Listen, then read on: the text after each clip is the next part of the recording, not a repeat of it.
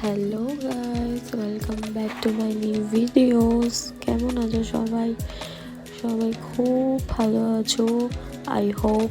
আর আমিও খুব ভালো আছি। এটা ছিল আমার ননদের মেয়ের বার্থডে। আর তোমরা ভাবছো হয়তো আমি বার্থডের পর কেন আবার রেডি হচ্ছি। আমি রেডি হচ্ছি কারণ আমাদের আর একটা বার্থডে ইনভাইট ছিল, তাই আমি বার্থডেতে রেডি হচ্ছিলাম। আর আমি রেডি হয়ে বেরিয়েও পড়েছি, কারণ আমাদের ক্যাব বুকিং হয়ে গেছিলো অনেকক্ষণ আগেই। আর ক্যাব চলেও এসেছিলো নিচে। অনেকটা লেট হয়ে গেছিলাম আমরা যেতে, তাই গিয়ে পর আমরা গাড়িতে উঠে পড়েছি। আর ওরা ওখান থেকে বারবার কল করছিল যে কোথায় আছো কোথায় আছো।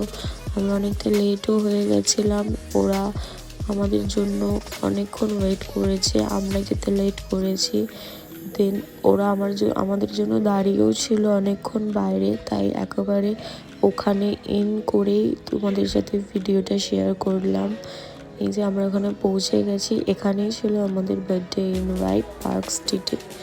তো ওখানে চলে গেছি, তারপরে অনেক গল্প আড্ডা, অনেক আনন্দ, অনেক মজা, অনেক কিছু হলো। আর ওখানে গিয়েও খেলা, ছেলেদের তো খেলা আর খেলা, খেলা নিয়ে কারো কিছুর সাথে কম্প্রোমাইজ হবে না।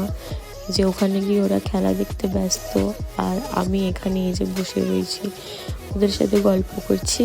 এই যে এটা আমার সাচ আ গুড ফ্রেন্ড, সত্যি এরা খুব ভালো। আর এটা ছিল বার্থডে বয়, এই বার্থডে ইনভাইটেই আমরা গেছিলাম। এটা ছিল বার্থডে বয়। তারপরে কেক কাটিংয়ের পালা চলে এসেছিলো, আমার সব কেক কাটিং হচ্ছিলো। কেক কাটিং হওয়ার পর কেক খাওয়ানোর পালা। তো এখানে আমরা কেক কাটিং কমপ্লিট করে অনেক ফটো ভিডিও অনেক